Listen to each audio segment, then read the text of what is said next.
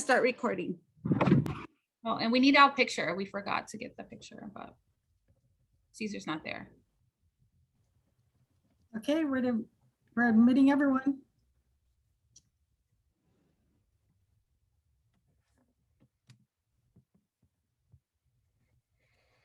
Welcome everyone. Good evening.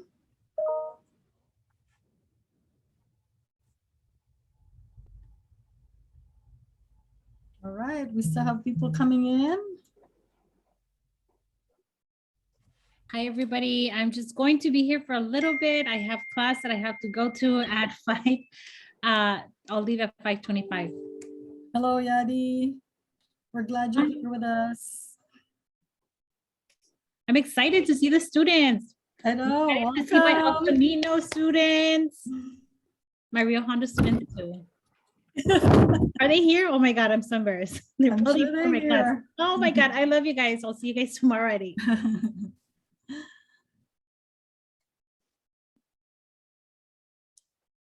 All right, do we have everyone in? So let's keep everyone coming in, right? So good evening, everyone. How exciting is it to be here? How's everyone doing? I know this is the second to the last session tonight. Yeah. So we're really honored to have you guys here. And excited.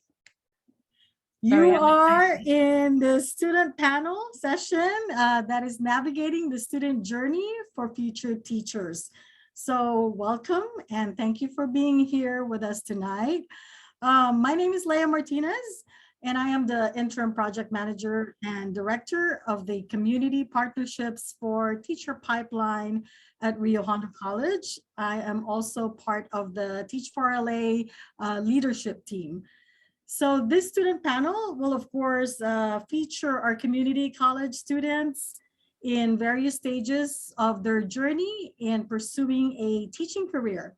So you'll hear about their experiences, about their challenges, their barriers, and of course, their successes as they try to navigate the path to becoming a teacher. So students will also talk about their experiences in various mentoring programs, specifically, of course, for some of our students who are part of the Community Partnerships for Teacher Pipeline or Cptp program. And they will be talking about how mentoring has impacted their journey to pursuing a teaching career. So I have to explain a little bit of what is Cptp program. Cptp is a grant-funded program by the U.S. Department of Education. It's under the Supporting Effective Educator Development or SEED grant. And the program involves 3 community colleges, namely Rio Hondo College, Cerritos College, and El Camino College. And of course, it aims to build a community-based teacher pipeline that strengthens the teaching profession by increasing the number of teachers of color. And the program connects future teachers in the greater Los Angeles area to enhance advisory mentors and success coaches while providing career development activities and stipends. Now, speaking of success coaches, our Cptp success coaches from Cerritos College, from Rio Hondo, from El Camino College, they will be facilitating our student panel tonight. Our student success coaches are involved in every aspect of Cptp's holistic student support services approach. And I think it's only fitting that they facilitate our student panel tonight. So I'm pretty sure you are excited to hear from our students. So let me transition to Alia, who will start us off with the introduction of our success coaches. Alia. Hello, everyone. Good evening. I hope you guys are doing well. My name is Leah Medrano. I am the student success coach at Rio Hondo College. I'm super excited to be here to really highlight some of our students. In the end, this is their story and it's all about them and just their journey. We all have our journey. So yeah, I'm super excited to be here. Michelle, I'll pass it over to Michelle. Hello, everyone. I am Michelle Madrigal. I am the student success coach for El Camino College. And just as Alia mentioned, we're excited to be here with you all tonight, and we're so excited to share everyone's story and highlight all of our students. So happy that you guys are with us today, and I'll go ahead to pass it over to Darneanna.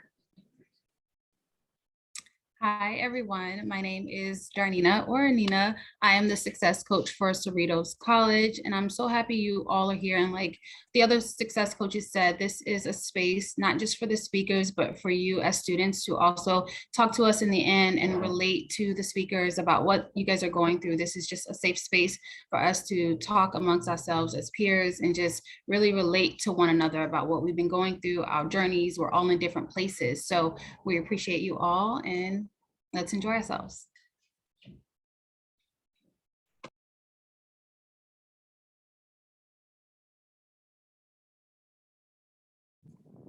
So now, could the students introduce themselves really quick, just their name and the school that they're going to, and what is like their pathway? And we can start with Juliana at Rio Hondo.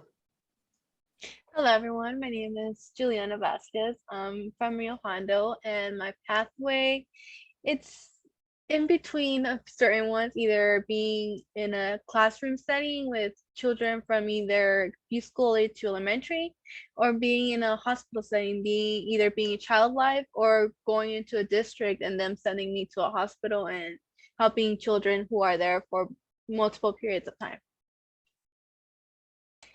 Katie? Hi everyone, I'm so glad you could join us. I'm Katie Morgan. I currently attend Cerritos College, and my pathway is elementary education, and I'm very excited to speak to you all. And now I'll pass it over to Nikki from El Camino. Hi everyone, good evening. Thank you for joining us, and we do appreciate your time. I am from El Camino, and I'm technically undecided. I don't know if I want to go maybe in the trade tech type of industry as an educator, maybe exploring high school. I totally undecided, but I'm here to explore my options, utilize all the resources, the assets that we have, and the mentors, and we'll really see where it takes me. So that's pretty much my story. Sorry, we'll take it to Ryan. Hi, I'm Ryan. I am from Cerritos, and my pathway is to become a special ed elementary school teacher, focusing on mild moderate. And I'll go ahead and pass it over to Florenco. Hey, thanks, Ryan. My name is Florencio Vasquez. I'm from El Camino College. My current pathway is just trying to get into the education field, but really to be just there to help somebody out. I know males are very underrepresented in the education field, and to be a part of that and to help someone, a future student, just get the help they need, like I desperately needed in school, would make the world of a difference just for me and just for anybody else really who needs that help. And I will pass it off to, oh, the names are so small, Stephanie Santa Monica. Thank you for that, Florencio. My name is Stephanie. It's great to see everyone here. I'm in my final year at Santa Monica College, and my current pathway is in infant and toddler development. I'm working right now as a substitute teacher in my free time with the school district. So I'm looking forward to being here with all of you tonight. And I'm passing it off to Andy. Hey everyone, my name is Andy. Just like Stephanie, I go to Santa Monica, but it's not my last year. So congrats, Stephanie.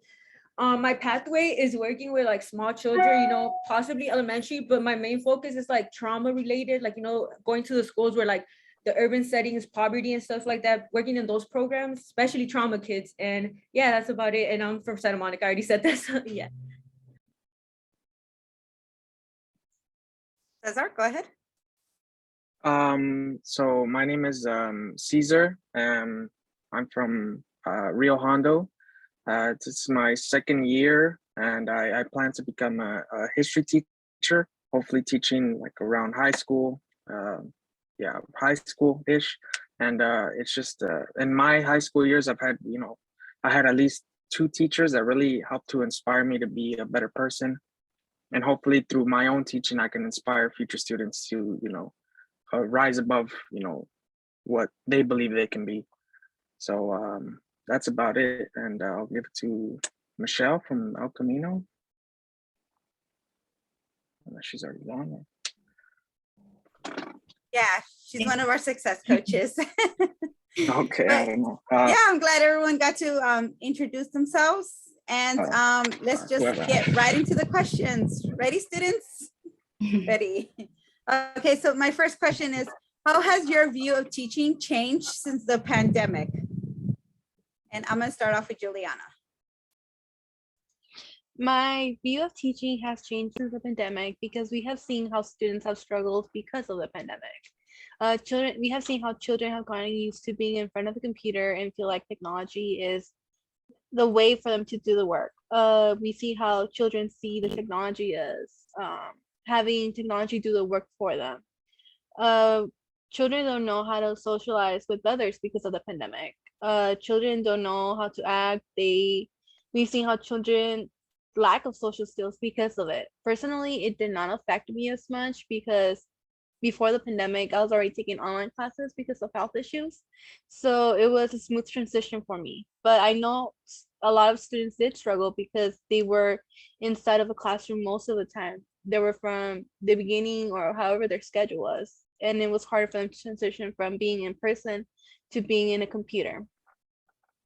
The pandemic has shown us how everything works. Because now it's our new normal. We cannot let the pandemic put a hold in our dreams. We have to make it work, even if it takes a while for it to do so. Katie? Thank you, Juliana. I would agree with everything you said. And I would like to add that my views on teaching changed since the pandemic because a lot of people thought that teachers only go 8 to 5 and that was all their hours. And when we saw them in a almost unnatural environment of them teaching on Zoom, we really realized how much they do for the students. And I feel like me personally as a student, I realized what teachers went the extra mile to connect with me, not only just on an academic level, but a personal level, because they really took the time to get to know us as well-rounded individuals rather than students. And for me, it made me really appreciate teaching even more, both my teachers that I had and my passion for teaching, I feel like strengthened in the pandemic because I got to see how much you can really impact the lives of children, even if it's through a computer screen. A lot of people would say, oh, you can't impact lives because you're not physically with them in person. But just over the pandemic, I got opportunities to speak with students just about their daily lives. And that was something that really stood out to me because some of them don't have anyone to talk to, and just being able to be there for them and them being able to receive the information we are giving them, both as academics and just advice from our own personal experience, despite the age gap, was something that really stood out to me. And another way my view on teaching has changed is how much, like Juliana said, going in person and socializing changes a person's like mental health. And especially at such a young age, these students were in a way isolated, and then going back to school, they had to learn how to socialize again. They had to learn how to work together again. And it was a really big transition for, at the time I was a junior in high school, so I thought it was a really big transition of going to online, but I can't even imagine what the students, especially in elementary school, were going through. And that is how my views on teaching has changed. And I'd like to pass it over to Nikki. So my view on what the pandemic has done in the teaching field is that it's just totally different. I can totally agree with my peers, Juliana and Katie, as what they said. They spoke so, they touched everything that I probably want to say, but I've taken an online class before, pre-pandemic, so we're talking like 2014, and it was purely online where there was no interaction with the teacher unless via email. So now here I am a few years later, I'm back in college, and I am a totally in-person kind of student. I flourish, I thrive, I excel. I need that in-person interaction. It's just that's the person I am. So I've learned myself and have adapted to what works for me. But now in this case, I had no choice but to adapt. And I feel that teachers and students had to change their ways, had to change their methods and their views, because in a sense, we were forced to adapt to what was going on. And sometimes a forceful change is not necessarily such as something we can view as positive, but we had to push through, we had to move forward regardless. So being that we're able to actually have these type of video virtual meetings has allowed me to have the interaction of virtual that becomes tangible for me. And I'm just more than grateful that from the teachers that have changed their methods because they have their year planned out, their semester planned out. And now it's like they had to almost wipe that out to now adapt to what it is and to make it where they can engage with the students, whether it is at an elementary level, middle school, high school, and you know, being as an adult in college. They just had to make it happen for all of us. It definitely allowed me to appreciate the teachers more as to what they do, how they apply themselves, because it's not just a 9 to 5 like I personally have. It's a 24/7 around the clock.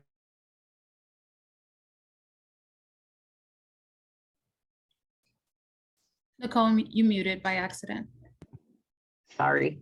This is one of the technical difficulties that seeing in person, we don't have these technical difficulties, but it's totally fine though. But yeah, pretty much as it was surprisingly different, and I'm grateful, and I'm just happy that we have an opportunity to still interact with one another and gain and learn from one another. And here we are just growing in life together, really. So that's my view on that. I'm going to go ahead and pass it to Florencio now.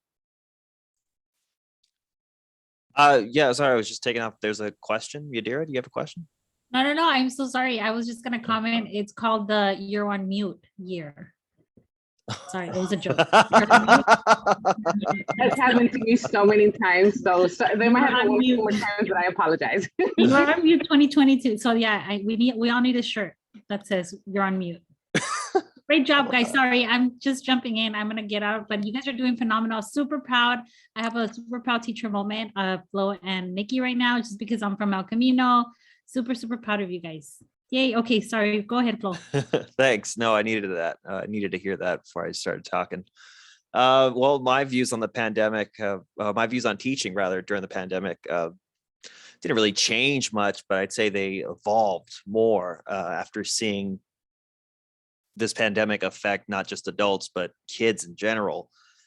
They're not going to be able to experience going outside drinking from the garden hose like we used to. You know, we have to help them guide them along to this new crazy world that's shaping up that is partially the fault of our own generation. Admittedly, I'll be the first to say that, you know, we kind of screw the things up, but it's up to us to kind of help them out. And so my views on teaching are that, you know what, it's up to us. We all have to kind of help and listen to them, this future generation, because they're the future. They're the ones who are going to guide humanity through the rubble after this is all over. So we got to be there for them. It's really so I guess in conclusion, my views on teaching haven't changed so much as they've just grown a lot stronger, that we need to all be listening to the kids, because as that song goes, kids are the future.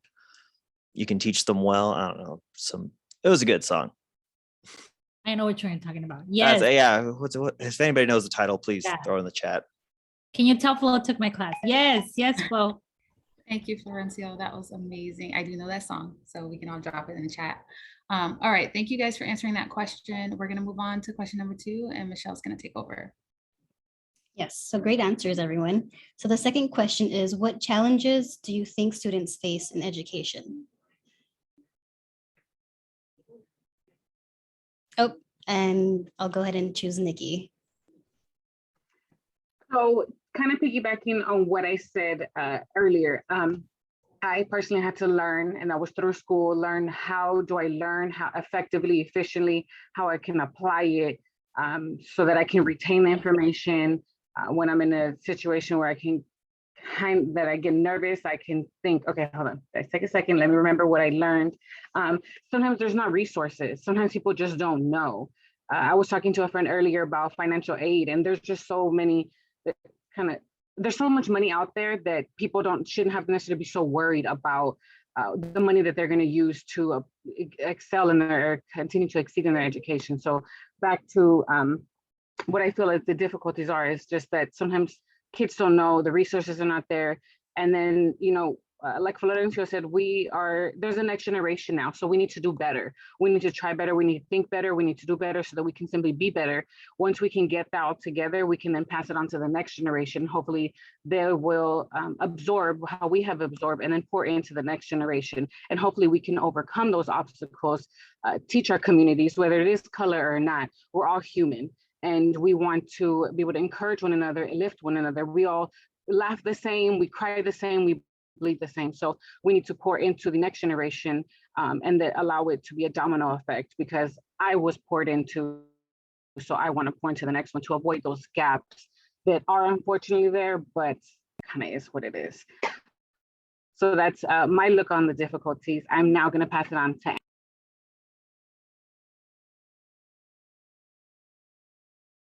I believe she said Andy, so go ahead on and take over. Oh, okay. I wasn't sure. Like I thought it cut off. So it did, but go ahead. All right. So for me, the challenges that I have had faced, like I guess, is discrimination, you know, like being told that I was problematic, being told that I was a problem child. And, you know, it was hard because I feel like growing up in a house, like in a household, a Hispanic household with a single mother, not having all these supports, my mom did not need more stress on her plate. You know, she needed like my educators to like give her resources and tell her where to go, instead of just putting more in and like telling her like, oh, your child, like she can't stay still. She does this, she does that. Like it's messed up. But the way I see it is like they should have provided her more more resources. So I feel like the challenges that I still face to this day is like, I guess you could say like the trauma I had when I was a child, like, you know, like them telling me that I wasn't good enough, them telling me that I couldn't get to certain places, that still stuck with me, you know? So now in education, I feel like I can't trust my educators either, because it's hard to think that the system's not going to fail you again, you know, and it's just fails us all, like since we're young, you know, like it puts this idea in your head, you know, and yes, it's money. Like where we come from, like I feel like from the neighborhood that I come from, most of the people either go to jail, end up dead, or in something. I'm sorry for being honest, but it all starts like in the education system. If somebody in elementary school would have gave them activities or gave them something and told them, we believe in you, like that would have been the whole difference. I feel like that would have made a big difference. Like, yeah, so I'll pass it on to, okay, I'm not sure how to. Okay, she's not part of it. Ryan. Thanks, Andy. Okay. Sheesh, where to start with this one, Andy? You kind of blew it way open there. I mean, speaking personally from like maybe a special ed perspective, funding, not nearly enough funding goes to special ed. Not nearly enough attention goes towards education just as a whole. Kind of going back to what Andy said if, say, we have more funding just in general for schooling, just schooling in general, not just for special ed, we can do a lot. We can do a lot more with it and give parents resources to be able to help their kiddos at home, not just in the classroom, but also give them resources as to how to help their children if they are struggling. If they're not able to pay attention in class as well, or if they're struggling and maybe they have something like, I don't know, dyslexia or something, and if they can get that diagnosed and then teach the families how to help their kids, that will make one of the greatest differences in a kid's life, whether or not they go to like say college, or if they wind up working, or they wind up, as Andy said, like in jail or on the streets or whatever. You know what I mean? You know, Andy kind of blew that way wide open. And then I guess I'll go ahead and pass it on to Stephanie. Thank you, Ryan.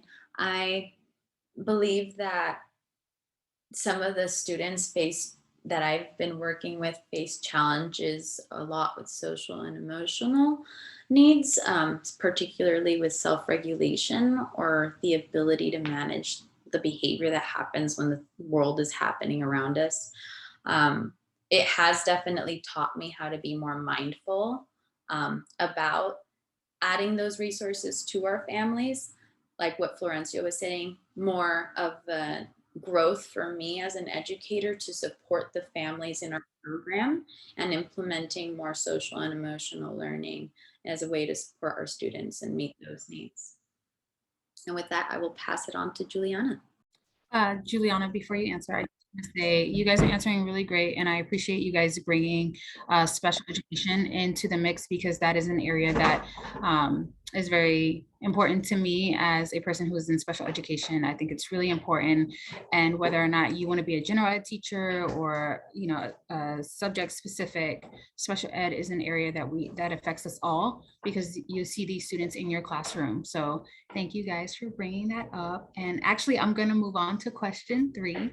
So question 3 is going to be, what are the benefits of a mentoring program like Cptp or any mentoring program that you've ever been in or had a mentor? And I want to pass it to Caesar.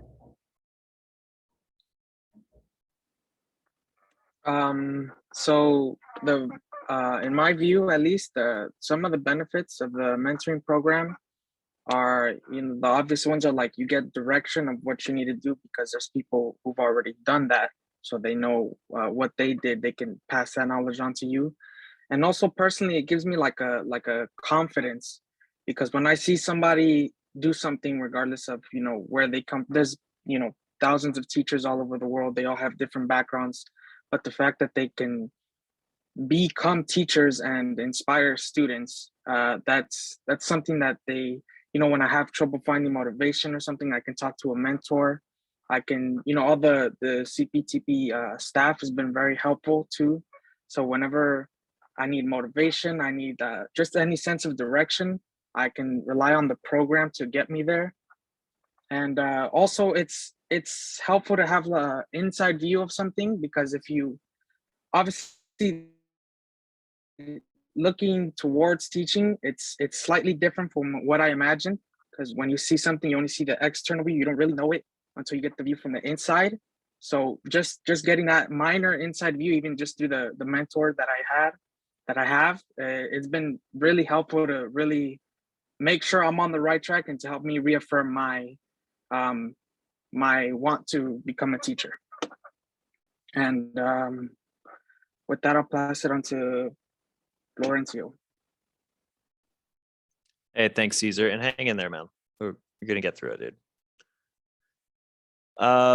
Some of the benefits to having the mentor program, one that I found like immediately was just the support, which was phenomenal. I mean, it was, you couldn't get away from any sort of motivational video from TED Talks or some teacher recommending a book to you.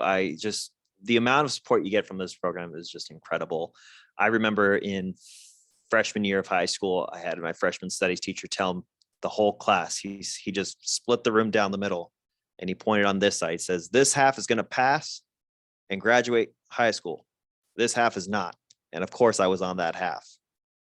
And to have just your first start into the adult world be that moment is really just it can do a lot of damage on your confidence. And so that was part of the reason why I didn't do too well in school. And having these supports from Cptp be like, hey, just because if you didn't graduate or you don't have this, you don't have that, we're here for you. We can get you access to anything you need to succeed. And that is probably the most important thing if you want to get in to do anything in this world. And I will pass that off to Juliana.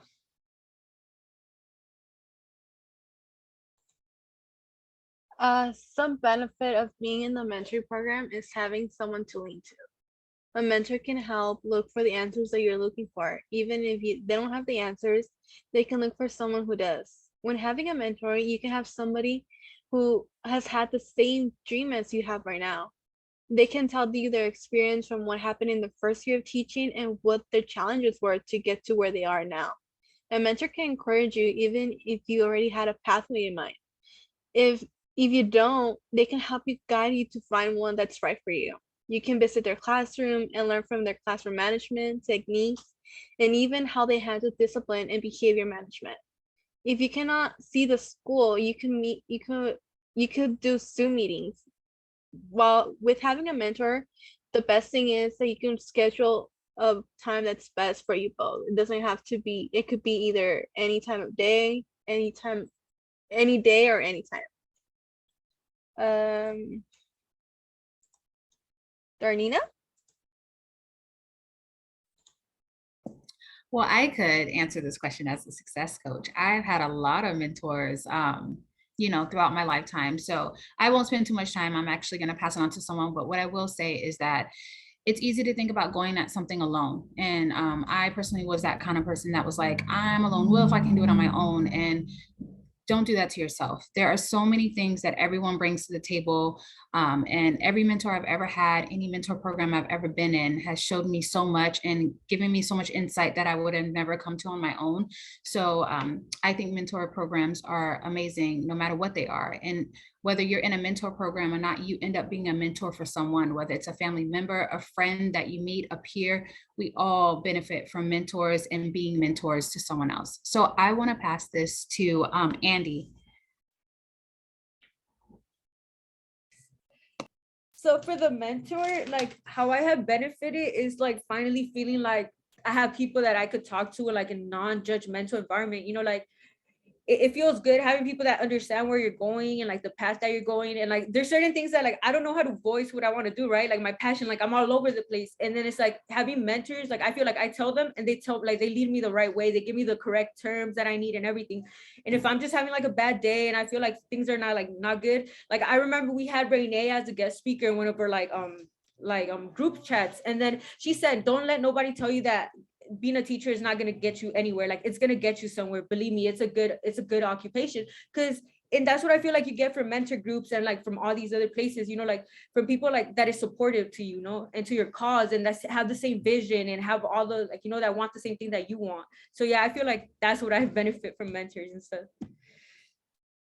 Yeah, having mentors is amazing. Honestly, you never know when you're going to need them, when you least expect them. And exactly the way you guys are saying, you know, there's someone that you could reach out to, ask them about how was their journey, you know, being a teacher or future educator or whatever pathway you decide to take, you know, they can help you along the way, because remember, they were once community college, university. It's like they've been there, they're done it. So who better than someone to help you?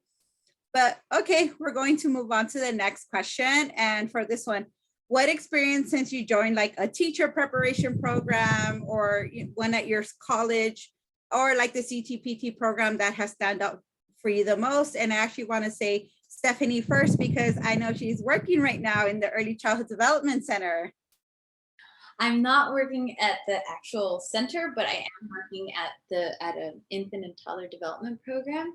And it's really exciting because through ECE Club, and I'm excited to see my professor in this Zoom as well, and Renee, because it's all of these people that come together and our willingness to be these lifelong learners that allows us to be curious and put ourselves in situations. Like, for example, we had a guest speaker and they were with the Pedagogical Institute of Los Angeles, also known as PILA, where they work with asylum seeking children while they await at a camp, a refugee camp in Tijuana.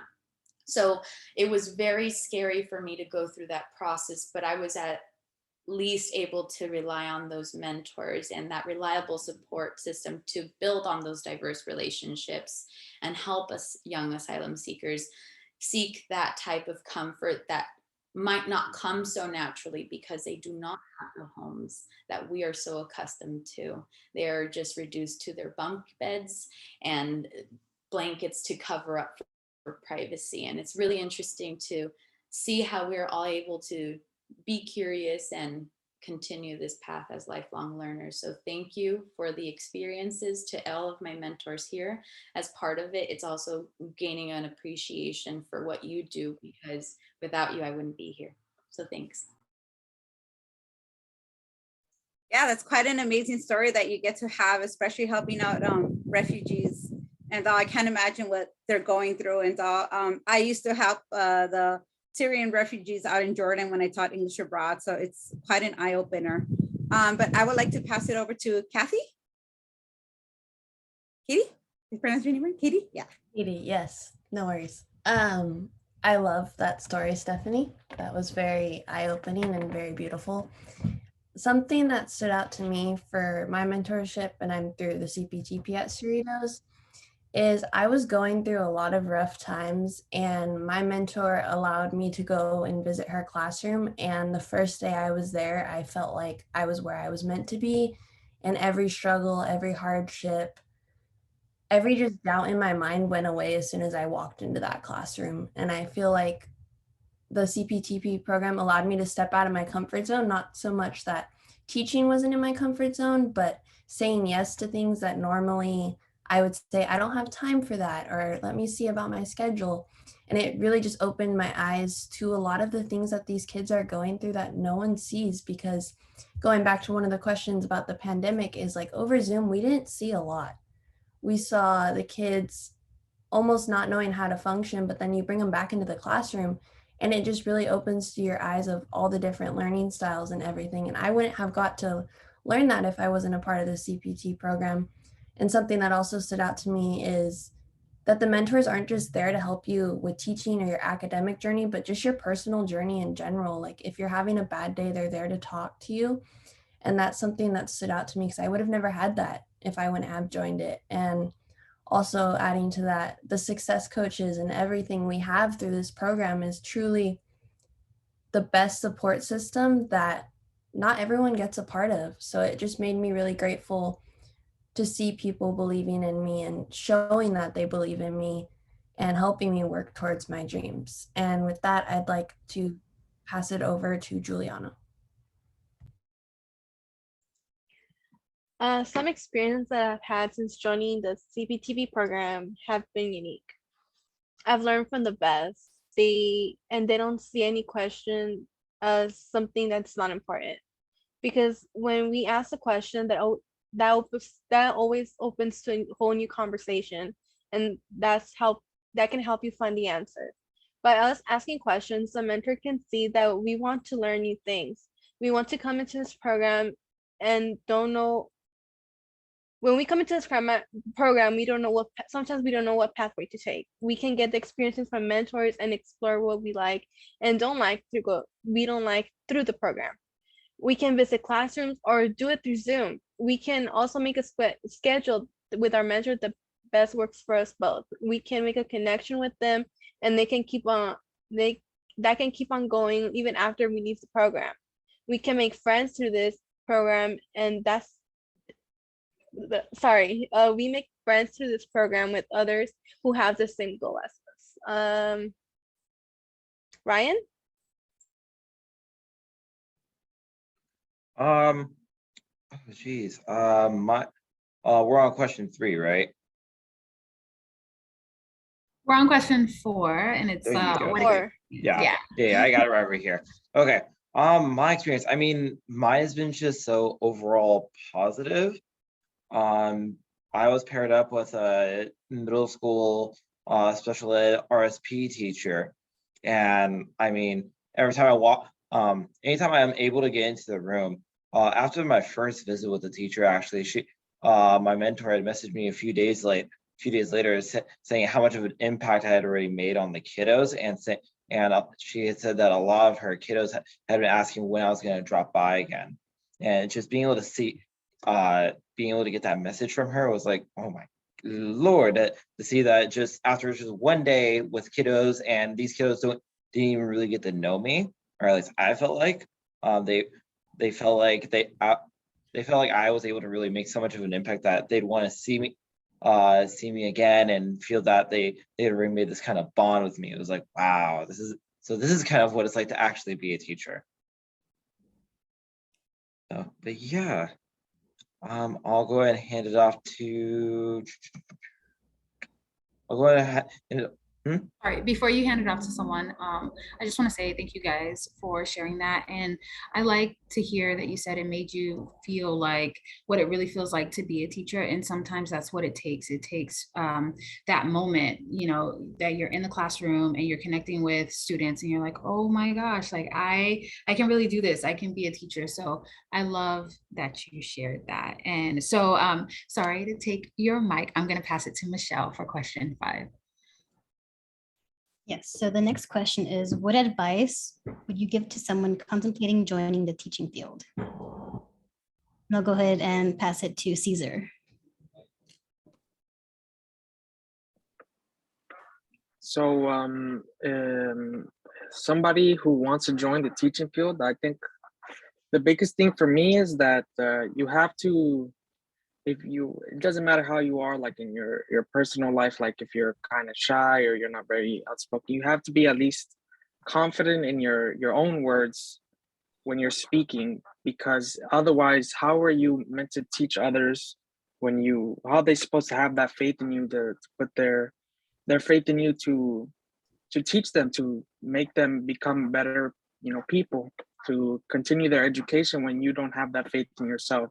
So I think the biggest thing you can do is to make sure that you have that self-confidence about you, just to be able to, at least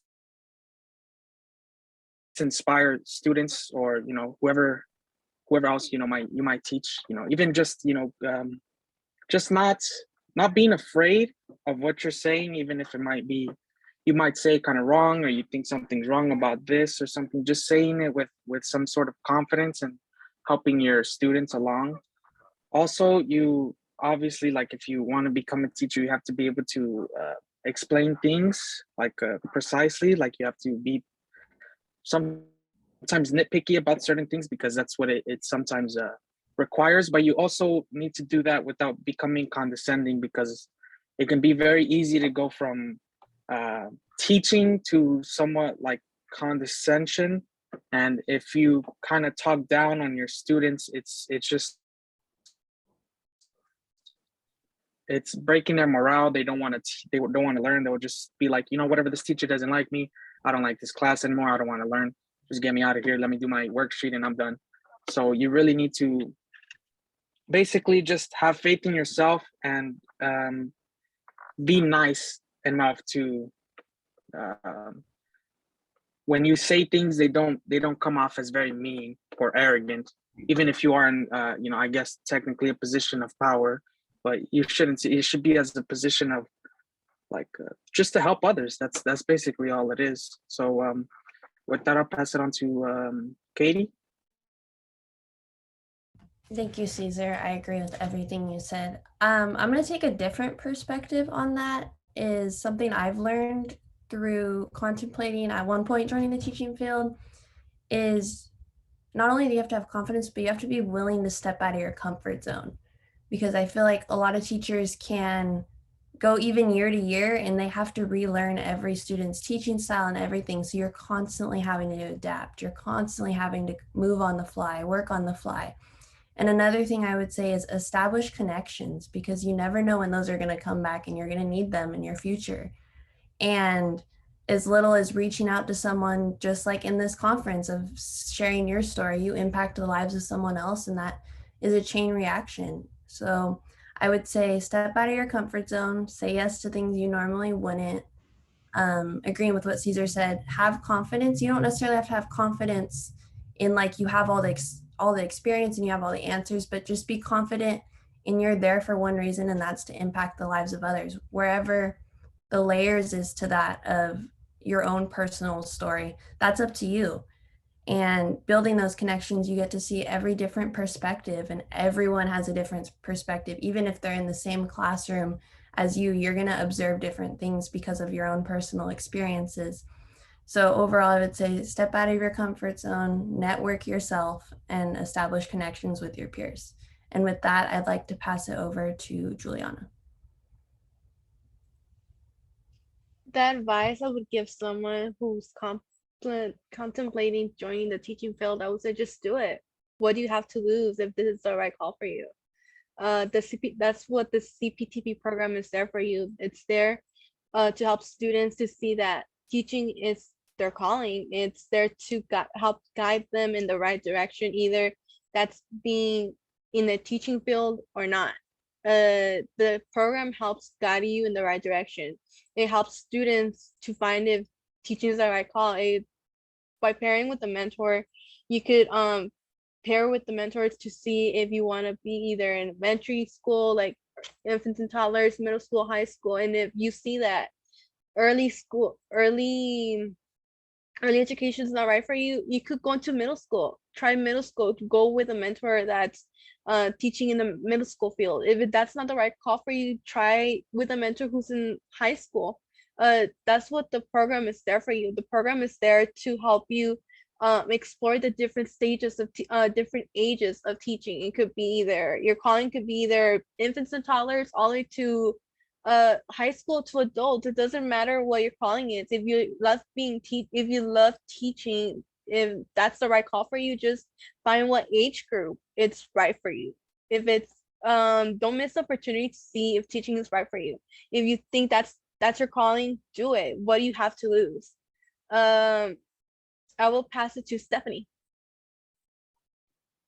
Thank you for that, Juliana. And I would love to just bring everything together, because I personally would have gained so much solace out of this conversation back then if I was looking into a program now. So definitely take notes. I agree with a lot of things that my peers here are saying, because if you hone in on your values and you determine if they're aligned with the program you're interested in, chances are you'll never work a day in your life, because we're all in a field that it allows us to be curious, allows us to explore things, get out of our comfort zones. So I do also agree with what Katie said, establish those connections, because as an educator, we're also modeling these things to our children.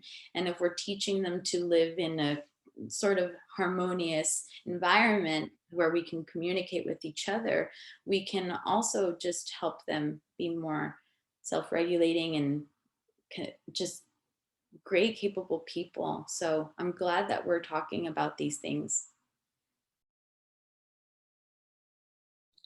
Thank you, Stephanie. Everybody answered so well. So we're going to move on to the last question. And after this question, we're going to open up the floor to the audience to see if you guys have any questions for the panelists, or if you want to share something from any of these questions that we've asked them, or a story or anything. We're opening up the floor to all of you guys.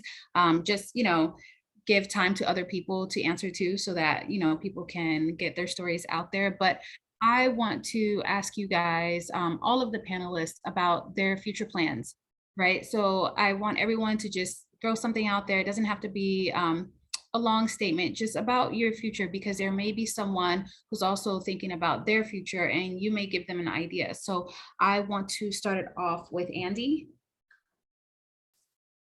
Well, honestly, I want to add to the whole, before having a mentor, before having this whole early childhood education group, I didn't think there was a future for me. To be honest, I didn't. And now I see it. My future is to help children that felt like me once, that left behind, that there is no future for us. Have somebody tell me, you got this, I want to be an advocate for kids that need, that little extra support, not be labeled that, like a problematic child. So my plans for the future is working with those type of kids, hopefully I could find that, So yeah, that's it. And I will pass it to Katie. I love everything you said, Andy. I would add, my plans for the future is, one, to graduate from Cerritos and then transfer to Cal State Fullerton. And a plan I have for my future and a goal I really want to achieve is feeling confident in my life and feeling like I have control over my life. I've slowly, over the past couple months, realized that. And it's one thing to say you have control over your life, and it's another thing to realize that your decisions ultimately impact your life, whether that be good or bad. And I just really want to gain more hands-on experience, because there's something special about being in a classroom with children and making those impacts and changing their lives, whether that be to a small degree or a very large degree. So I would just want to continue my education, but also continuing making myself a more well-rounded individual and opening my eyes to several other possibilities in the future. And with that, I'd like to pass it to Florencio. Thank you, Katie. As far as my future goes, oh boy, I have no idea. I mean, when I joined the Cptp, my whole plan was just to be a teacher, and in some sense, I really didn't say that I wanted to be. I'll admit, I'd said I'd like to be an English teacher or a history teacher for 4th or 5th grade, because that seems to be a very good grade when kids are starting to develop their own thoughts. But honestly, as long as I can get into the field and be of service to helping the next generation, that's my only goal right now, is just to help. Yeah, that's keep it short and sweet. Ryan, go for it, man. Geez, my plans. What a broad question. When I mean, when I initially joined CPTP, I was just, nothing has really changed very much. I still want to be a special ed teacher and I still want to work in mild moderate. And, but through kind of more of the pandemic, the only things that have changed is just what I want to do when I am a teacher. And what I would like to do is kind of help bring focus onto special ed and maybe even normalize special education and show how the general populace could benefit from some form of special ed, whether it's like, oh, getting extra time or getting extra time on tests, or having like a special aid to be able to provide it, to provide special supports for specific students or something like that. Just being able to really generalize can really normalize special ed, and also just bring a more positive view onto special ed, because I know that a lot of people view special ed as just like, oh, those kids can't do as much, when really, as a fact, they can. Because I myself am autistic and have been in special ed since like 3rd grade all the way through most of my schooling, and just and whenever I reveal this, most people think that A, oh, you don't look autistic, and B, you seem completely normal, when I mean, autism is formally known as autism spectrum disorder, and it is spectrum and it can look like anything. And I'll go ahead and hand it off to, who do I want to hand it off to? I'll hand it off to Nicole. So like you said, Ryan, this is a super broad question. Plans for my future, I know, but then I don't know. At this point in time, I'm just extremely grateful to be a part of CPT. To be very transparent, I received an email of the program and I said, why not? Let's give it a try. I have nothing to lose. Previously going to El Camino, college, I never made friends, and I'm such a bubbly person. I never made friends. I never joined a program. So here I am joining my first program, literally since day one. By talking with Renee and Yadira, I just shared with them what I wanted in my future, where I was going, which is actually not necessarily the teacher route, but I was kind of being blindfolded, and now I'm looking more abroad and not closing those doors of opportunity. And just having this program to be able to navigate me into where I would like to go. I work for a company that we do promote employment for people with disabilities and non-disabilities. And what I would like for the future is to make a difference, really, at the end of the day. People have made a difference in my life, and I just want to pass it on and be a blessing to somebody else. And I'm so blessed with this program and the people that are here with me. And I definitely feel that I'm going to be able to navigate and pinpoint where I want to go with my life. And by being in this program, I'm going to have the mentors to support the resources that I really never thought that were possible. A closed mouth doesn't get fed. So we need to be asking questions, engaging with one another. And I'm looking forward to where I'm going to go, whether it is the teaching route. I do have my cosmetology license, and my professor used to always tell me, you'd be a great educator. So whether I do go down the trade text avenue, or whether I gear more into my career of public relations, I just know that in this program, I'm going to be able to better navigate myself and get me where I want to be. And like, I just want to sum it up, I want to make a difference. I'm here to serve. We're made to have relationships with everyone. So I just hope that, including myself, I can establish relationships and keep that and keep going. So that's my future. Thank you. Okay, Cesar, go ahead. Take it away.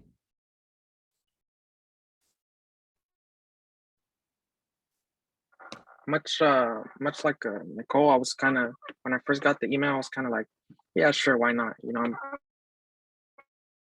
I might as well just try it, because why not? But you know, over time, it's really helped me and pushed me even further on the path of being a teacher, because I see how a lot of the staff and even my mentor can be very, I don't know, inspirational. I don't know how to put it in any other word. Inspirational. They're just very nice. They push you to be the best you. They always tell you, you know what, ask questions. If you need anything, we're here. We have all this information for you right here. You can always contact us, just email. There's a bunch of things you can do. And my plan is just to basically, hopefully just do that, because I had 2 teachers in high school who really pushed me to be the best me. And I hope that in the future I can push my future students to be the best that they can, because ultimately they're gonna one day maybe change the face of the world. You never know. So hopefully my plan is really to just become a history teacher, high school history teacher for the most part, and then just hopefully inspire students to become the best them that they can. And I'll give it to Let's go with Caesar. Let's go with Stephanie and then Juliana. Thank you. Hello, everyone. My plans for the future right now as a substitute teacher with Culver City, I would hope that I apply to the job that I'm hoping for, because I already earned my infant and toddler teaching license. Yes. So it's like the finish line is there and I'm ready to apply. And I would hope that I'm able to stay at the school district that I'm currently with and continue being of service to others and actively work on bettering myself as an educator. I do know that we're going to start doing more implementation of having a lot more students in our classrooms that do have different needs. And I do plan on preparing myself and equipping myself. So I am also pursuing an associate's degree in the special education so that I can go ahead and implement those practices better in my curriculum. Thank you. And then Juliana, I believe you're next. My plans for the future is to graduate from Rio Hondo this semester and be able to get my associate's degree. After getting my associate's degree, I plan to transfer into Cal State LA to pursue and get my bachelor's degree.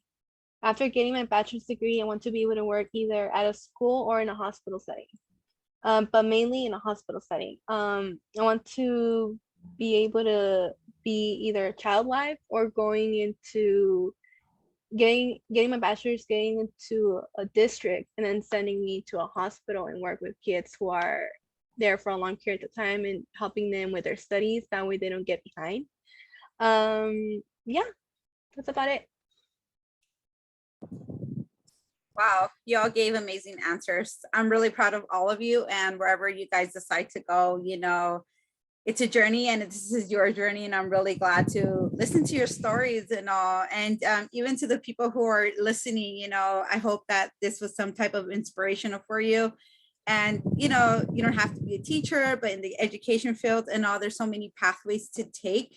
In the long run, remember, always have that childlike heart and always be humble towards the students, because words are powerful and we can make them or break them. I still remember the horrible things my high school teacher said, but here I am now. So it was really amazing. And for right now, we want to open it up to questions that you guys may have for the panels, if you guys want to ask in the chat or anything else. Or Renee, would you like to chime in? Alia, how do you see my brain thinking? I would love to chime in. First of all, I'm so excited to just listen to everybody right now and to really hear where you're at and where you're going. One of the things I want to ask about the members on the panel, and I'm not meaning this to be like a stressful question. This is just meant to be like I want to know your dreams, because there's certain things that we can do to help align you for things in the future. So I'm hoping that I can throw this out there, Leah. I'm curious who on the panel has even considered being a professor at some point of their career. And the reason I bring it up, Alia, is I never planned to be a professor. I got the right degree. I went to the right meetings. I offered to guest speak at a college. And just by chance, the night I guest spoke, they said, Renee, I'm leaving my job and I've already told my boss about you. I had no idea I would go on to be a professor for 12 years. Like, that wasn't my plan. And so and I loved it. And so I'm curious, is that okay if we can ask everybody to reflect on that? Because if anybody is even considering being a professor, let's get some stuff lined up now. So that way that door will be wide open when the time comes that you have your qualifications. Yeah, and it's open to anyone who wants to start first.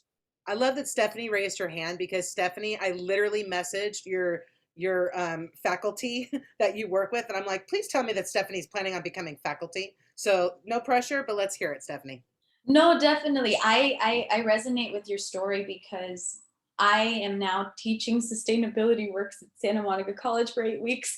And so I stumbled into that through an opportunity through early childhood education. And I'm able to use that in my classes to create trash into treasures, like we create milk boxes into bird feeders. So I'm interested in higher education because of early education. And that is one way that I became involved in a community college setting with early childhood education. So I resonate a lot with your story. The pathway just comes up, and like Katie was mentioning, this is why you put yourself out there. This is why you get uncomfortable, and you make sure that you have those conversations about where you plan on being. Because I do possess a degree in cognitive science from the University of California, Merced. Luckily, I was able to attend there.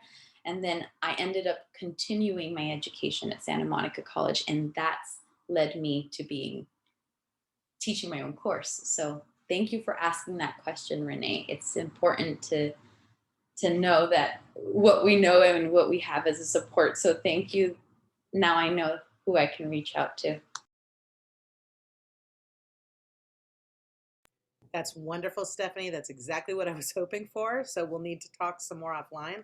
I'd love to hear if anybody else. I know we've got some really talented people who are on right now. And I know some of you are earlier in your pathway. So even if it's the beginning of your journey at a community college, your dreams are still there and should still be alive. And so anybody else who's considering community college, and it could be that you want to teach at a community college. It could also be that maybe you're interested in being the director of the lab school at the community college or another position at the community college level. So I'm just gonna jump in really quick.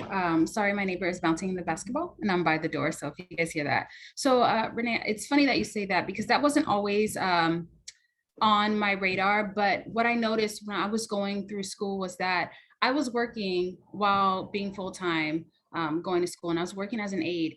And I was lucky enough to receive a lot of training from the teacher that I was with, but something that I noticed across the board was there's not a lot of training, especially in special ed, for people who are aides while they're going to school. So I thought to myself, like, you know what, I would like to be at the college level and teach a course that helps people really understand what to look for in special ed and what to do and different strategies they can use, because a lot of people want to get into special ed, but they're afraid and they don't know if they can handle it or if they're going to love it.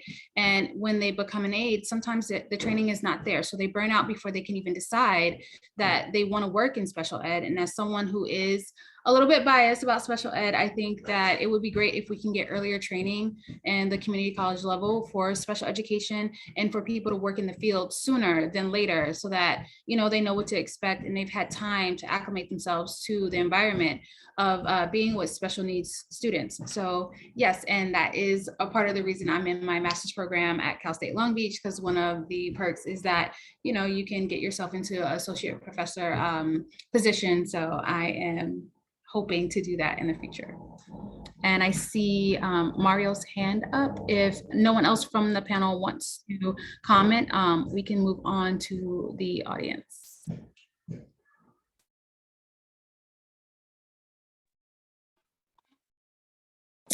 All right, Mario, go ahead. My name is Mario. Have 20 years of working in Inglewood Unified School District in the technology department. Also went to Santa Monica for computer science. The beginning, didn't get the chance to transfer because I started working. But after the 20 years and working in that area, some of you guys mentioned those things. My passion is always being helping my community. After I went to San Francisco, I noticed the LA itself, LA County and counties around us are way behind technology. So, and especially in the areas like Compton, Inglewood, and South LA. So my passion always been trying to help out kids how to reach out those goals through the use of technology. And I also guide not only the young ones, but also the young adults, high school and college, mentor the college as well because of that reason. Currently, I'm right now the community liaison for my school. After 20 years, I decided to come back again to help out my community after going through the United States.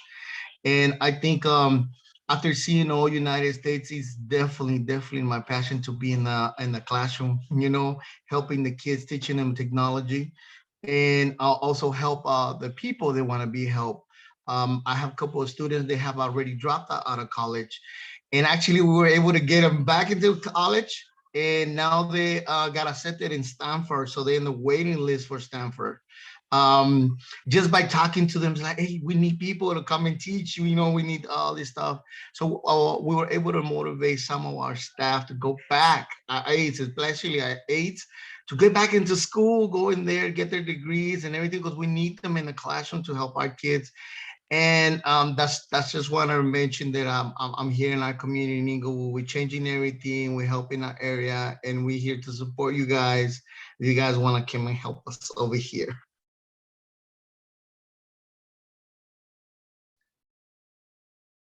Hey, Mario, I got to say, that is awesome, man. That is awesome that you just keep embracing that technology. I have a English professor right now. I won't mention them by name, but man, they will not get on board with the Zoom stuff. I tell you, they hate it. And it really affects me as a student and the other students, I'm sure. So for you to embrace that technology and be like, hey, let's teach everybody how to use this stuff. That's awesome, man. You're actually bringing kids back and getting them back in school. That's incredible work, Mario. Well done. Bravo to you, sir.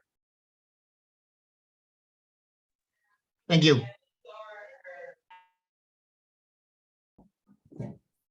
All right, feel free, audience, to jump in. Just unmute and go for it.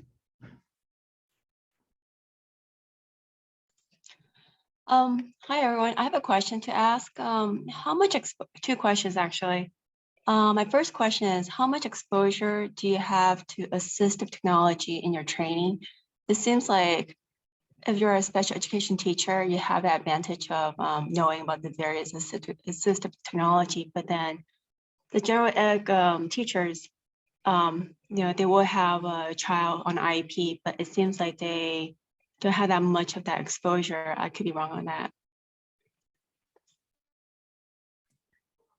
Renee and Leah might be able to answer this question more than I can, but as someone who's worked in special ed for a really long time and as an aide and now, and as a teacher, you do have an advantage as a special education teacher or just being in special ed, because you do tend to, even on your own, seek out new technology and things that you need for your students. But I think that it is a little bit of a disconnect between special ed and general ed teachers about them, really understanding what's going on in the SPED world and keeping up with things. So I would say that if you are a general ed teacher, until, districts fill that gap, I would say do your own due diligence and look for things. And professional development, every district has them, or even go online or reach out to your SPED department at your school, or whatever district you are, and ask them, and they'll be able to equip you with that information and let you know what's new on the circuit. That way you can stay ahead of the game on your own. Darneanna, I'll agree to what you're saying there. Unfortunately, there aren't enough resources in terms of special education training, and we often have to seek it out ourselves, which is a problem of our system, because special education is the #1 area, the highest need area for teachers in the state of California. You would think that we would be pumping out resources left and right, trying to get that pipeline going and really supporting you along the way. And we're doing it at the regional level. You know what I mean? We're trying at the smaller level, but in terms of the state level, they haven't made it there yet. And while, I totally understand what Darneanna is saying, because it's a necessity sometimes to seek out your own professional learning. And especially when you can do it for free, take advantage of it, build that resume. Every time you come to something like this is a bullet point on your resume. You know what I mean? And you want to be adding every single one of those bullet points to show all these pieces of what you've done to put together the package of you as a professional. The minute you're showing up tonight, if you decide to come, I know earlier, I think it was Stephanie was talking about becoming a child life specialist. Our session from 7 to 8 tonight is on becoming a child life specialist. So go to those things where you kind of see an open opportunity, or an opening for what you're thinking of. But I'll be really honest. We are also going to be in need of administrators. And so many of you that are on right now, you're already leading as students in teacher preparation programs, which means you will be the next generation of leaders of administrators. And I say that because administrators change policy. Administrators help to change the profession. So when you get to the point where you are elevated to a position of power within your career, because many of you will be at those positions at points of your career, then that's when you demand to make change. You demand to make sure that your district has professional development for all teachers. We go ahead and try to change things. Like right now, do you realize you could be in a general ed teaching credentialed program? Guess how many classes you take to learn how to teach special education students? One. That's not sufficient. It's kind of like working with bilingual students. You can't just take one class in order to be an expert in the area that families are expecting you to be an expert in. And so in terms of assisted technology too, I want to talk about that for just a brief second. That varies depending on who you're working with. So like if you're in a district where you have a large population of students that are deaf or hard of hearing and classified that way, then you'll see more professional development opportunities in that area. You'll see more assisted technology resources available in that area as well. One of the things that can be really challenging is like, I've been in a district that had one deaf student. And so when you've got, 4 schools and one student who needs the services and the technologies, then sometimes there's a gap in terms of getting them. And so, and it's tricky because as an educator, I'm going to say this and be honest, we want to advocate for our students, but our special education students are our highest cost of student. And I know that we don't want to talk about money, but education is absolutely a business where the budget needs to be balanced. And so if you spend more money for one student versus another, then you're going to need to switch resources and balance resources. And so I'm not saying we don't want to do that, but I'm saying it's really kind of tricky and you have to look at like a bigger picture. But a huge part of it is advocacy. A huge part of it is saying things like Val, like with you and your presence in the conference, I'm already having different things come up that I'm going to plan to talk to colleagues about. And just little conversations that we've had, over the time that we've had a chance to work together. And I think it's important that if you are in a position to make impact, do it. Like for instance, we have just created a conference, and you know what I mean? And we are rolling out professional development this spring through the LA region that everything's going to be free. And so we want to make sure that we're hearing your voice. So that way, when we have these opportunities, we can open them to people who need specific resources. So I know that was kind of vague and ping-ponging around, but the reality is get as much training as you can right now, because when you're in your district, your training would be minimal. I know somebody who is a leader of early childhood education for an entire district. She's worked there for 7 years. And last year was the very first year that the district paid for her to go to a conference out of state, a conference in general, but this one was out of state. And she had to write a grant in order to go to the conference out of state for the professional development that she's then going to bring back and train the entire district in. So you would think it'd be worth the investment. It'd be a no-brainer. It's taken 7 years. So right now in this moment, if you see something that's good that you think, oh, should I do it? Oh, I really don't have time. I'll wait till I'm in my program. Do it now, because you don't know when things will disappear, and you want to take advantage of every resource possible when it, enters your pathway, as long as you have the capacity for it. If you're like totally maxed out and losing it and you're having the worst semester ever, you don't need to do additional professional development if it's going to max you out more. Do the things that will bring you joy and that will fill you up.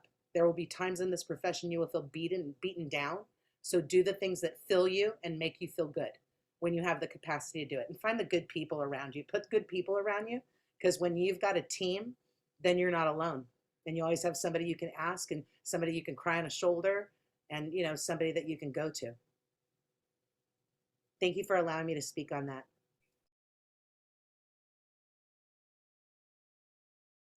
Yeah, and you make perfect sense. I have seen already some districts where they really lack in professional development. And for example, at least in Long Beach, Thursday, the kids get off early for professional development, and they don't do that. So that's unfortunately, but exactly what Renee say, just like with higher pay too, because you want to go to all these conferences and all that to, what's new out there, what's going on new. There's so many changes that are going on. And yet then I feel like sometimes we're just so behind on it. But yeah, I wanted to ask Luis. Yes.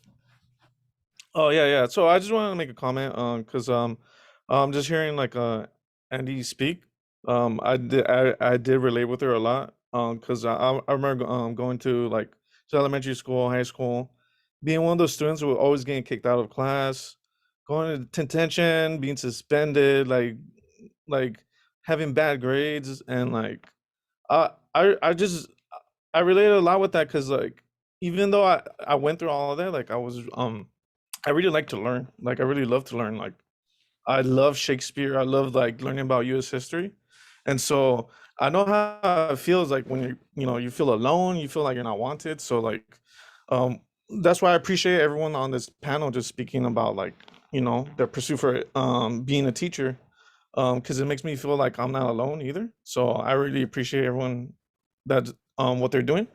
I mean, because it's for me, it's like feeling alone. I'm undocumented, so I don't even know if like what the future will hold for me. But I know one thing that I still want to pursue a career path in teaching, regardless. Like even if I have to like I don't know, like if I can't be a teacher, like I'm gonna teach somehow. Like I don't know, like I'm still trying to get my bachelor's in history, and I'm still want to get my teaching credential. But regardless, like I still want to pursue it because I think it's teaching is like you know teaching the next generation, like, and helping the world be a better place and helping others like me. I think that's important. So yeah, I just like to appreciate everything you guys are doing. Yeah, I would really like you to meet Yadira at El Camino. She did it and she was on doc.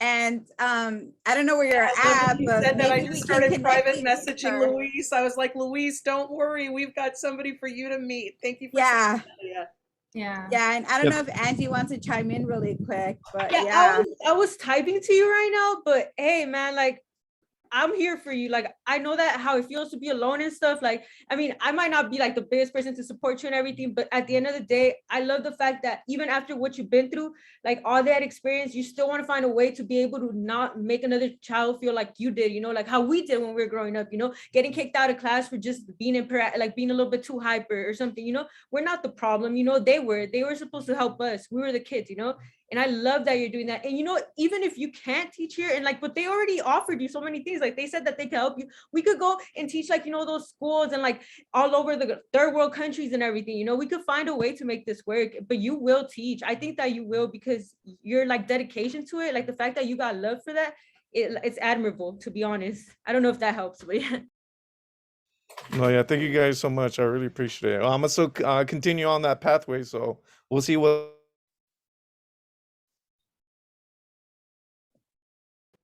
Always remember, everybody, once you get to your degrees, nobody's looking at your grades. A lot of times people worry about their grades. The reality is the second you've got those papers in hand, or like the CBEST, like say it takes you 10 times to pass the CBEST. Guess what? Nobody you interview with will ever know that unless you tell them, because your little paper will say, so-and-so passed it. It won't say that you took 10 times to do it. So don't ever worry about those pieces. They just, try to just stay on course as much as possible. I agree.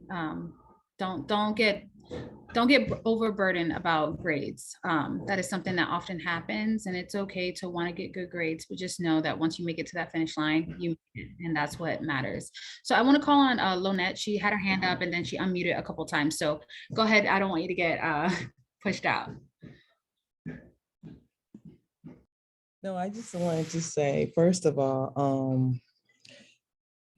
we as educators, Andy's been talking about, Andy and Luis have expressed being the ones that were kicked out of class, that were, for being a little hyper or being basically misunderstood. I have a son that's ADHD, and he had the same problems in school. And that's when I realized that all kids don't learn the same. And so we can't put them in that little box that we do.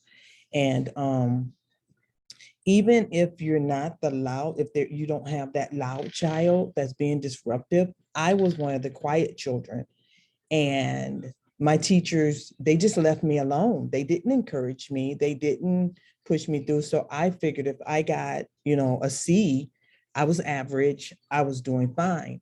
And I had a teacher walk up to me when I was 30-something years old to tell me how smart I was.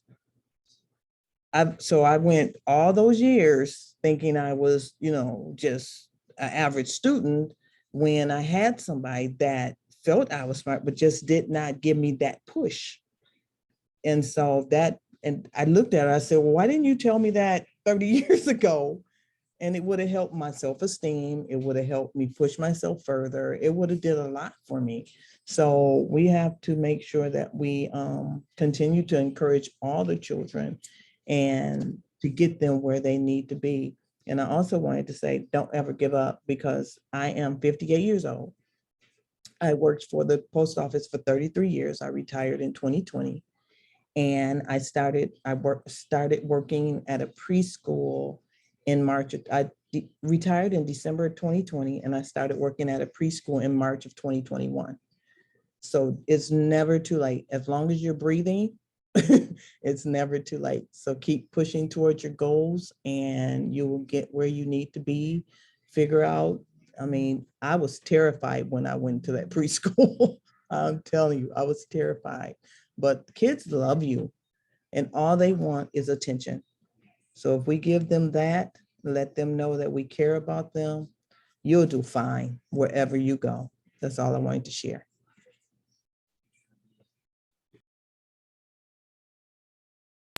Yes, thank you very much for sharing that. Sometimes when it comes to, especially Black and brown students, we get stereotyped so easily where they don't know what to do with us. So they just kick us out of the classroom. When reality is that is hurting us. Spanish was my first language. And I think Yadira is here where she can testify about just being that Spanish speaker in the classroom. I was in her footsteps too. And I think, we have a lot of those students that we should not be kicking them out. Right when you kick them out, that's when they feel disvalid of trying to get that education, when we should be providing them that they belong into the classroom. Go ahead, Brittany. I was actually going to ask if Yadira wouldn't mind unmuting, because I think it's important that she comes into this conversation. A lot of times we have this perception of who we are, and we might say, oh, I'm too hard for this field, or I'm too rough, or I have too much of a background, or I've got tats, or, we give ourselves these excuses as to why we're not good enough.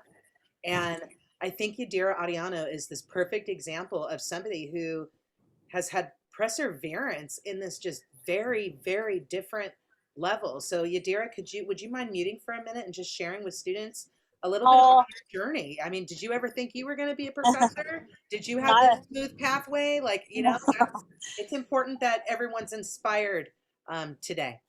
So thank you so much, everybody. I feel so humbled and just humbled with all the appreciation from everybody, and just thank you so much. And I actually had to log off because I had class and I let go of my students, but I was hearing everybody today. I think it was Andy, who else? I think it was Caesar.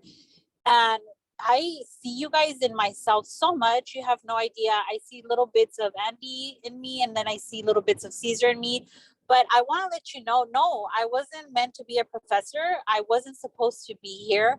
I wasn't supposed to be the strategic person outside in the classroom. I wasn't supposed to be representing you guys in Sacramento. I was supposed to be having babies, 5, 6, or 7, working at Tom's Burgers at a minimum wage. And that was going to be my lifestyle, because that's what was indoctrinated. I had to work to help my family. But I want to let you know that it is possible. I was an undocumented student, so I didn't have any papers. I worked under the table. I worked at Linwood Swap Meet. Those of you who probably know or don't know, but I worked at Linwood Swap Meet, and I used to get paid $35 a day. That was 8 a.m. to 5 p.m. And that was what I got paid. And so I had to go through a lot of struggles, but I kept persevering, because the one thing that I remember is I will not be in this situation for the rest of my life. I remember thinking I will not live in a garage. We used to live in a garage with my mom. My mom was a single mother. And that was the only perseverance I had. And it was really, I will not give up, because I didn't want to be in that situation, and I didn't want to continue living like that. And so to me, the biggest thing, and my mom always told me, is if you don't want to live like me and you don't want to work like me, you have to get an education. And it was indoctrinated in me so much that I made sure that all the obstacles I was facing, I took them as a learning step and I took them as lessons. So when somebody would tell me, oh, you know, here, they would give me back my papers all in red because my language, I learned Spanish first and English was my second language.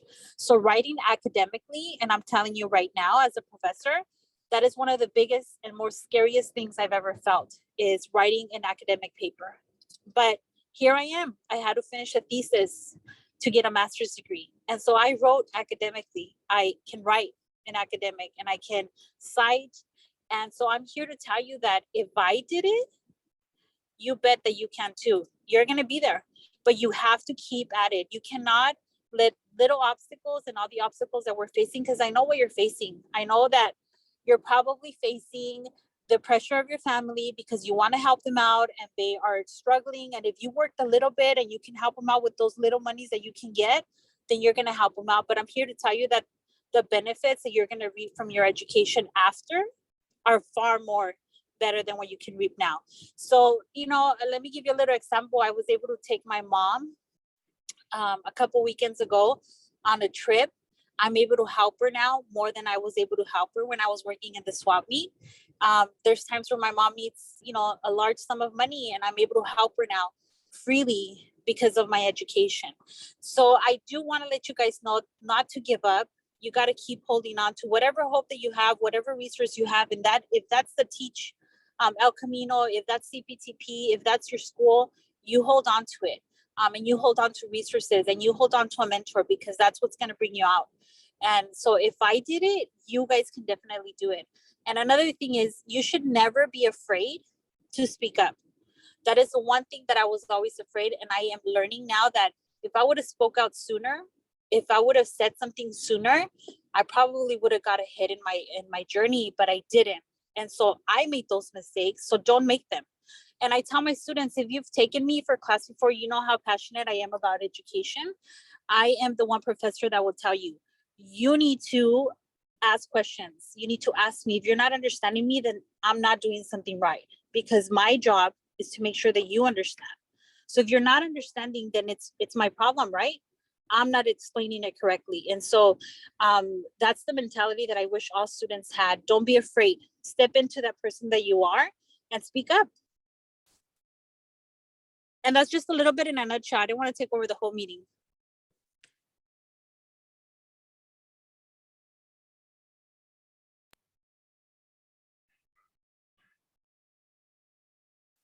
Thank you, Adira. Like, a lot of people are commenting. I don't know if you can see it. They're saying thank you. You're inspiring to them. You're inspiring to all of us. So does anybody else want to jump in and say anything? I see Thao. I see your hand up. Yeah, this is my second question, actually. I wanted to ask about how do we address disproportionality among marginalized students in special education? We see reports published online through the Office of Civil Rights. These kids are often, there's always this misuse of restraints. They're being disciplined more often. Kids with mental health issues are not getting the help. How do we address this ongoing problem? And with this being more prevalent in special education. And my other question is, how can we advocate when districts, which is like a large bureaucratic institution, don't want to keep families from effectively advocating for a child with special needs? I don't know if you had attended an IP meeting, but at these IP meetings, parents have been harassed, have been bullied, have not been able to advocate for a child. So how can they help when the schools do not allow the parents to really be their kids' best advocates? Well, I know Renee is, I can see her. She just wants to unmute so bad, and she's going to. I would say that I'm not sure if you are a general ed teacher or a special ed teacher. I'll just quickly say that when you are getting your credential in special ed, there's a lot of emphasis on this, right? So you are the advocate for your students, and you learn a lot about disproportionality and how you can try to combat that within the classroom without labeling a student to be in special ed. And this comes down to general ed teachers being aware and knowing how to implement like MTSS, which is like something that you'll learn about in RTI at its basic level, so that you're not over referring students to special education. So there's a lot of emphasis on that when you get into your teaching program, but at a higher level, it is a problem within that. And without me speaking too much on my specific districts, I'll let Renee, because she has a broader view, that she won't have to name certain districts. So I'll let her answer that. Yeah, before I start too, I'm sorry that I explode sometimes. This is what happens when you've been in education for 30 years. Is there anybody else on the panel who wants to address this before I start? Because I'm going to talk about the family advocacy piece, and that's the piece I'm going to talk about. So anyone else before I go? I think Lily has a question, maybe before Renee gets into this, because she'll be the last question. So if Lily wants to ask her question really quickly. Yeah, I appreciate it. It's not so much a question, just, you know, just congratulating everybody on here, the panel, and everyone that has joined, because I think we all see the commonality here, the common thread when working with whether it's special ed, those that have disabilities of any sort, whether it's children that are academically succeeding in multi subjects. I think in anything else in between, we see that caring for them, empathizing, try and get into the deeps of understanding of where they're at, their learning styles, and all these little details of being a teacher. As before, I was actually a executive director of a program, but I also had to do curriculum. I also had to be in there with the students, oversee a lot of things as well. And one take back from that was that certain kids that I didn't really know what was going on with them, but I was still just showing care and showing that wherever they are, wherever they were in their academics, I was still encouraging them. And I remember for an award ceremony, I had selected 2 students because I was given the okay to select 2 students. One was a shy young girl, but yet she was a little bit better with her academics. And then there was a young boy that wasn't doing so well, but I could tell that, you know, he was getting caught up in the bad crowd, but I still saw that potential in him. And so I selected them both, and he was going to move with his mother to up north. And prior to moving, he had mentioned, "Miss, I just want to tell you something." And I said, "Okay, go ahead."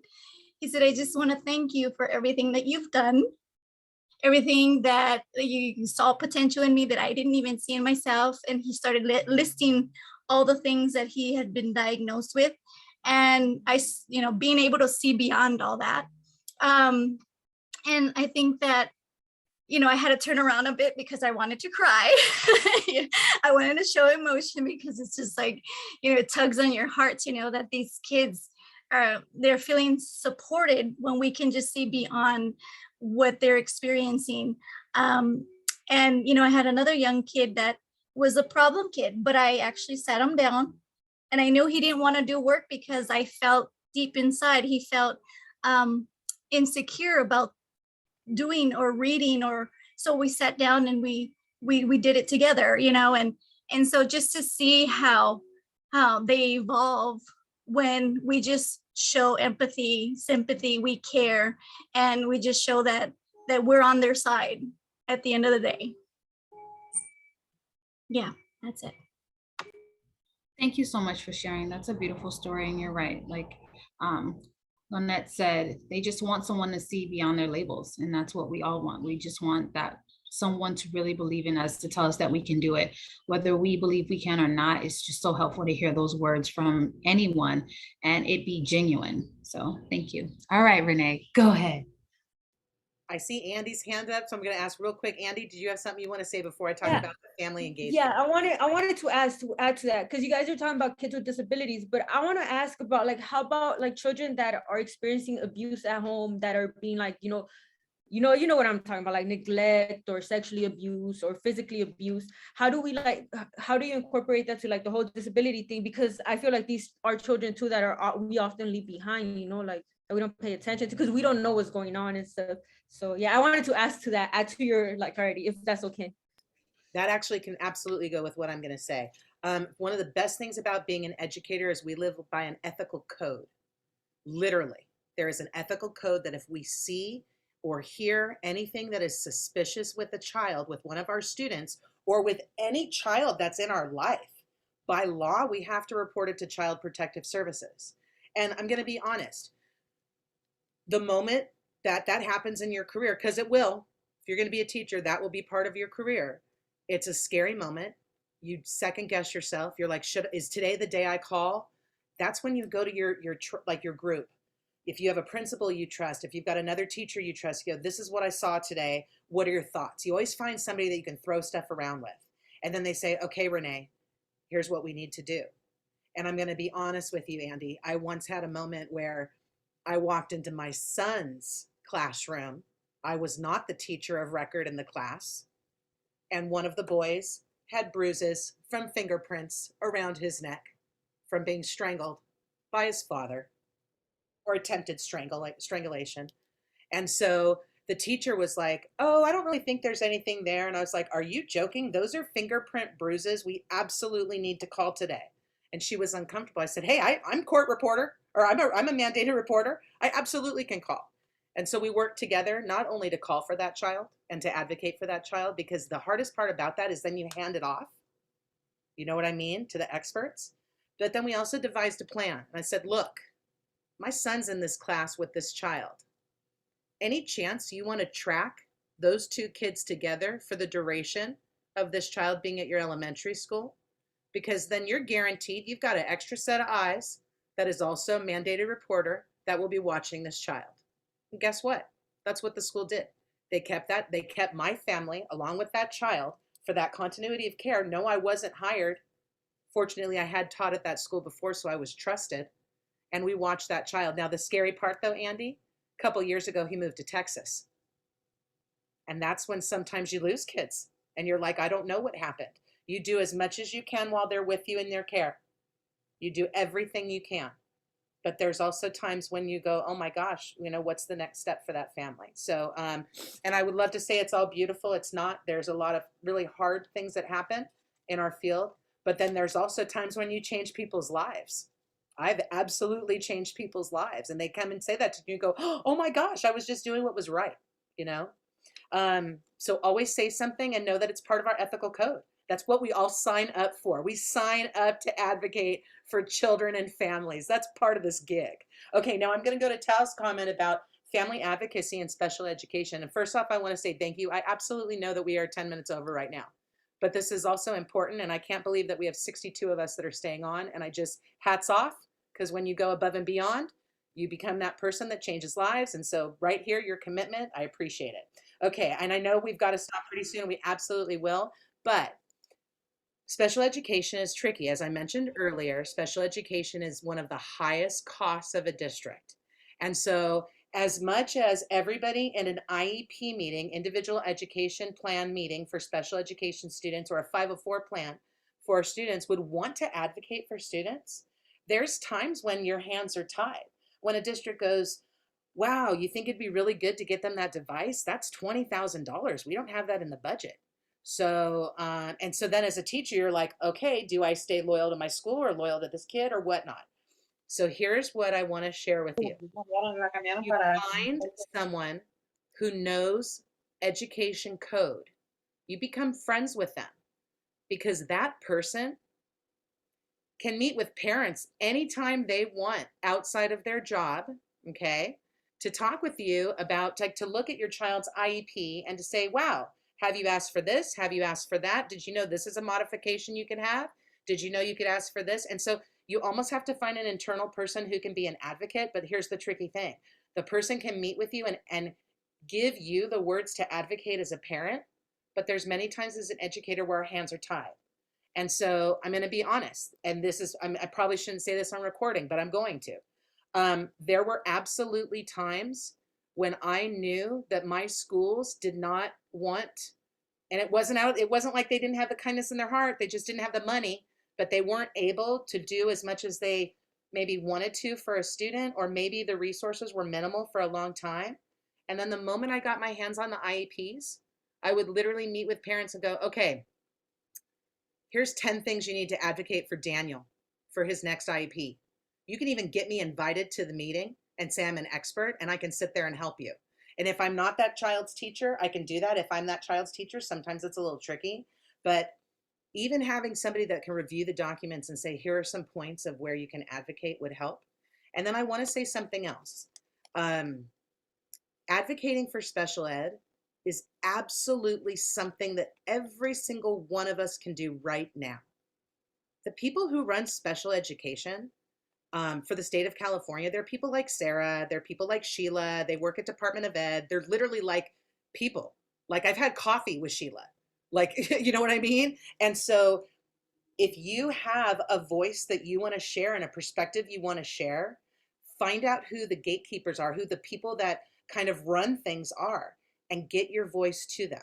And so anybody who's on right now, if you want to advocate for education, if you want to advocate for special education, you reach out to me, you reach out to Yadira, you reach out to your professors that are on right now, you reach out to Leah Martinez, because we literally could take your words and send it directly to the people. Say, hey, we were at a panel for Teach for LA. They were talking about special education. We think that this is important for you to hear. So here's a letter from a parent of a child who's training to be a special ed teacher, who's also got a child with special needs. And so don't underestimate the power of your voice, but you have to be willing to create documents and letters and things that people can use as a vehicle to get your opinion to the people that make policy. Because remember, policy is made by people. They are regular people. Any of you on right now could set the sights for Sacramento as a career goal and be a policy maker. So please don't ever underestimate your worth and your potential. I know right now it feels like you're at the beginning of your pathway. I felt like that before. I did Day of the Young Child back in 1996. Some of you guys do that event. Like, you know what I mean? So keep getting out there, stay true to who you are. One of the best things about this field too, you can always remain an ethical, good person in the field of education. Not every single field is like that. So Darneanna, Alia, Michelle, I will hand it over to our 3 success coaches who have been facilitating tonight. This has been a fantastic panel, and we are proud of everyone who's been on. Thank you, everybody, for staying on. Yes, thank you very much, Renee, for your insight scope. I love hearing your insight information. Sometimes, you know, I think about how I want to be a principal because I want that change too. After 3 years of teaching, I plan to get my master's in administration to become a principal too. But first of all, I want to say thank you overall to our panel. Thank you so much for taking this Tuesday.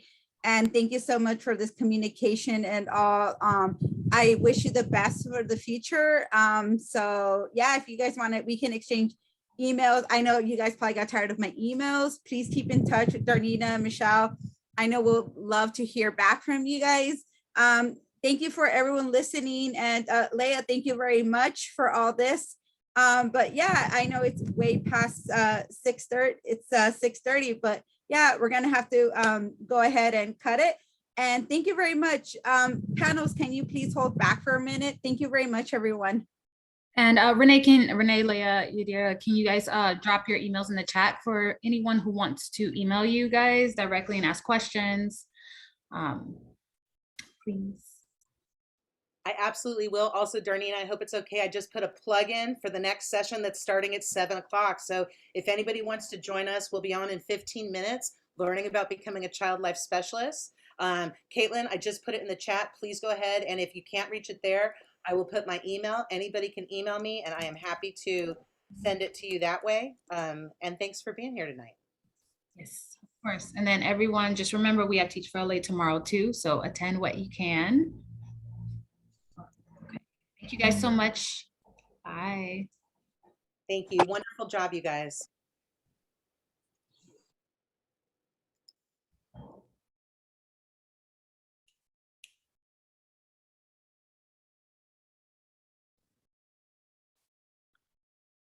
Please remember to take your trash with you when you exit. Thanks, Flo, for that public service message.